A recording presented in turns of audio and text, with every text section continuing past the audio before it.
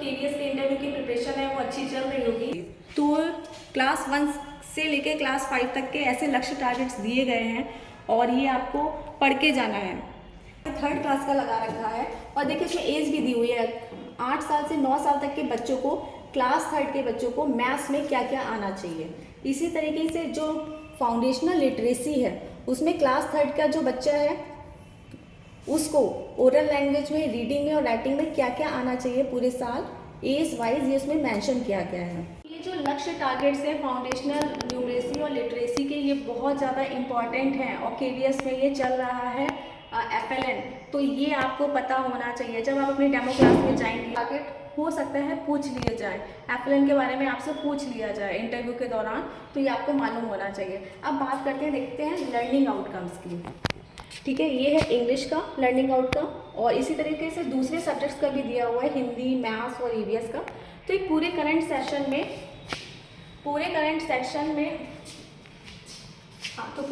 Session में बच्चों को जो आपको सिखाना है उसी को लर्निंग आउटकम्स कहते हैं, तो वो आपको मालूम होना चाहिए। तो जब आप अपनी डेमो क्लास में जाएंगे लेसन प्लान को बनाकर, तो उसमें एक कॉलम होता है टारगेटेड लर्निंग आउटकम का, तो उसमें आपको जो CBSE और NCERT ने पब्लिश किए हैं TLOs उनको ही लिखना है। KDS भी उसको ही फॉलो करता है। तो जो इंटरव्यू पैनल में जितने भी जजेस होंगे वो आपको जो जज कर रहे होंगे, इवैल्यूएशन कर रहे होंगे, तो उनके लिए बड़ा इंप्रेसिव रहेगा कि आपको KDS का वर्क कल्चर पता है।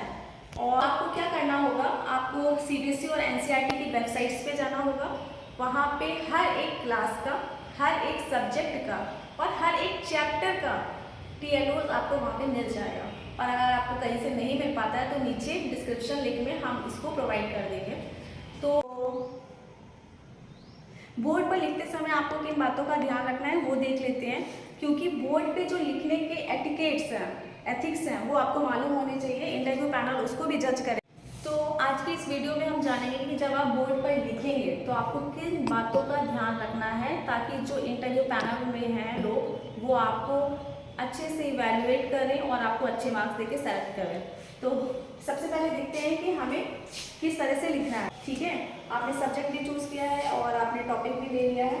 तो सबसे पहले हम लिखेंगे डेट। अब चूँकि छोटे बच्चे हैं तो आपको जो डेट लिखनी है बहुत ही ज़्यादा क्लियर, सभी जो लेटर्स हैं बहुत क्लियर होनी चाहिए, क्योंकि इंटरव्यू पैनल के लोग हैं वो आपको जज करेंगे कि आपकी हैंडराइटिंग कैसी है। क्योंकि प्राइमरी के बच्चे हैं, वो बहुत छोटे बच्चे हैं, तो वो आपको ही फॉलो करेंगे, अपनी कॉपी में जो भी लिखेंगे वो आपको देखकर ही बिल्कुल वैसा ही उतारेंगे। तो इन बातों का ध्यान रखिएगा कि आपकी हैंडराइटिंग अच्छी हो। तो आज की डेट है 14 मार्च 2023। तो ये हमने डेट लिख दी है। फिर हमने लिखी है क्लास, क्योंकि आपने लेसन प्लान ऑलरेडी बनाया हुआ है तो आपने पर्टिकुलर क्लास ली होगी।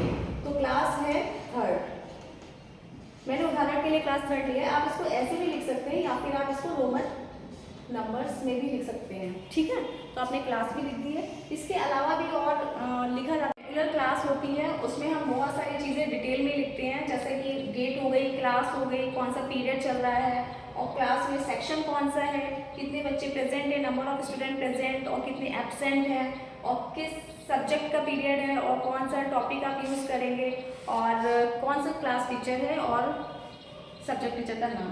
तो ये तो एक नॉर्मल क्लास की बात होगी। यहाँ पे हम डेमो क्लास की बात कर लेते हैं। तो यहाँ पे डेट हो गई, क्लास हो गई। अब हम लिख लेते हैं सब्जेक्ट।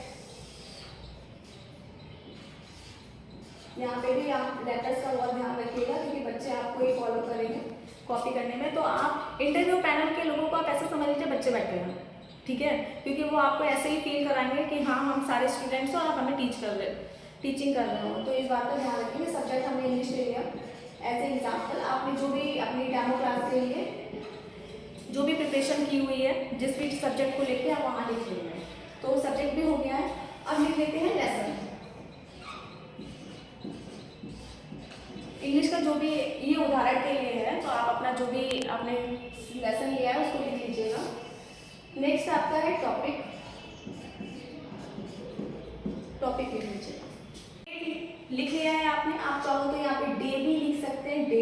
मैं अपनी रेगुलर क्लास में इसको डे भी लिखती हूँ, क्योंकि आप डेमो क्लास दे रहे होंगे तो हो सकता है कि आपके पास ज़्यादा टाइम नहीं हो, क्योंकि नॉर्मल क्लास तो 40 मिनट्स की होती है और डेमो क्लास जो होगी आपके इंटरव्यू के दौरान वो हद से हद 20 मिनट्स की हो, तो टाइम कम होगा, वो आपको कैसे मैनेज करना है वो आप देख लीजिएगा। तो आप डे भी लिख सकते हैं। अब हम बात करते हैं सबसे इम्पोर्टेंट टॉपिक की, जो है TLOs,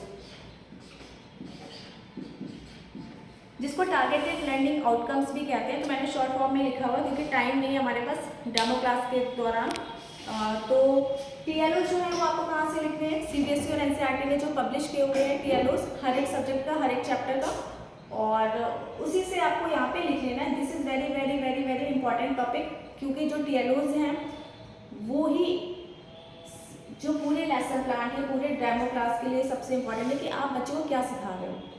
तो आपको पता होना चाहिए ना कि आप बच्चों को क्या सिखाने वाले हैं। तो इंटरव्यू पैनल इस TLO को यहाँ पे जो आपने लिखा है उसको अच्छे से एनालाइज जरूर करेंगे। तो इसमें आपको अपनी तरफ से कुछ नहीं लिखना है, वहीं से आपको यहाँ पे लिख लेना है। हाँ, मुझे बहुत ज़रूरी बात याद आ रही है कि जब आप लिखेंगे तो आपका जो बॉडी लैंग्वेज है, जो पोस्चर है, वो इस तरह से बिल्कुल भी नहीं होना चाहिए। कहीं ऐसा ना हो कि पीछे बच्चे जो हैं वो युद्ध कर रहे हैं, आपस में घमासान युद्ध चल रहा है और एक दूसरे का सर फट गया। तो आपको इस तरह से बिल्कुल नहीं लिखना है। आपको जो लिखने का तरीका मैंने बताया वो इस तरीके से होना चाहिए। एक नज़र आपकी अर्जुन की आपकी तरह सारे बच्चों पे, तो दूसरी आपकी नज़र आपके लिखने पे होनी चाहिए। तो इंटरव्यू पैनल पे जो लोग हैं आपको अच्छे से जज कर लेंगे यहीं पर कि जो क्लास मैनेजमेंट है, क्लास डिसिप्लिन है, वो आप कैसे अपनी क्लास में मेंटेन करेंगे।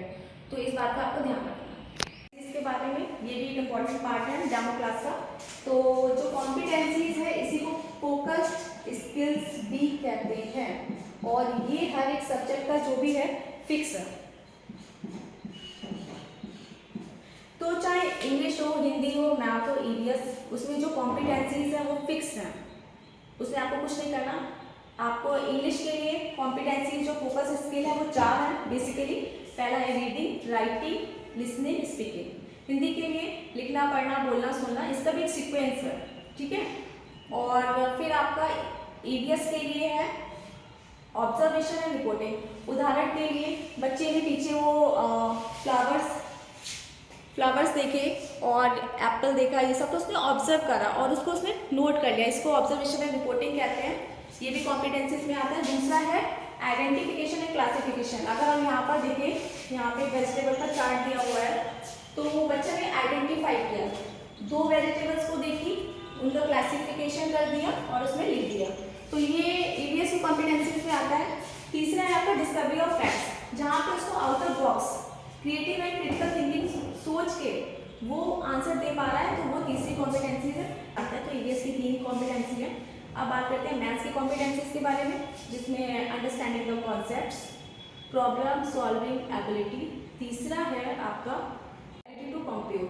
तो सारी कॉम्पिटेंसीज जो है वो फिक्स है हर एक सब्जेक्ट की। मैं अपने अगले वीडियो में आपको कॉम्पिटेंसीज के बारे में डिटेल से बताऊंगी कि जो इंग्लिश, हिंदी, मैथ, EVS की जो कॉम्पिटेंसीज हैं वो क्या हैं और कितनी हैं और फिक्स हैं, इस सब के बारे में मैं थोड़ा डिटेल। तो जो सेकंड टॉपिक है वो है आपका FLN, निपुण भारत के अंतर्गत ये आता है और KVS ने अपने हर एक केंद्रीय विद्यालय में इसको फॉलो कर रखा है FLN को। हाँ, तो जो लिटरेसी एंड न्यूमरेसी है बच्चों का, जो फाउंडेशनल लेवल का है वो कैसे मजबूत बनाया जाए, उससे रिलेटेड है ये। बच्चों को एक लैंग्वेज में, चाहे वो हिंदी हो चाहे इंग्लिश हो, जो लैंग्वेज है, ठीक है, तो बच्चे को एक बेसिक जो लैंग्वेज है वो आनी चाहिए। वो इसमें बताया गया कि उनकी जो रीडिंग है, राइटिंग है और ओरल लैंग्वेज है उस पर इन्होंने फोकस किया। ऐसे न्यूमरेसी में मैथ्स, तो हर एक क्लास का, हर एक सब्जेक्ट का ऑलरेडी जैसे मैंने बताया था फिक्स है, वो आप देख के जाइएगा। तीसरा है आपका topic TLOs, targeted learning outcomes. तो ये CBSE और NCERT ने जारी किए हुए, ऑलरेडी पब्लिश है, मैंने बचत से आपको पहले भी बताया।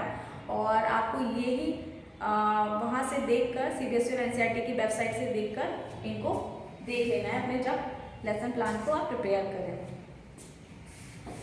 के अंतर्गत ये न्यू एजुकेशन पॉलिसी से रिलेटेड है, वहाँ से ये टर्म दिया गया है। और केंद्रीय विद्यालय ने, जैसा मैंने बताया कि अपने हर एक विद्यालय में इसको इम्प्लीमेंट कर दिया है। तो प्राइमरी क्लासेस बच्चों का जो फाउंडेशन लेवल हो सके उससे रिलेटेड है।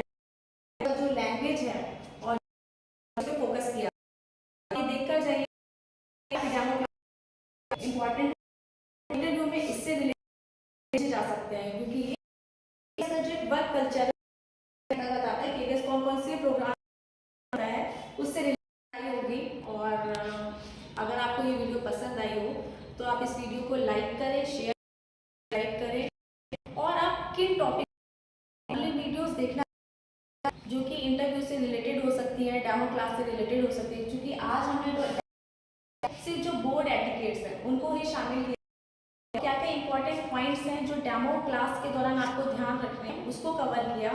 तो अगले videos competencies, Apple and PLOs के बारे में, लेसन प्लान के बारे में हमें लिख के कि आपको किन टॉपिक्स पे वीडियो देखनी है। Thank you.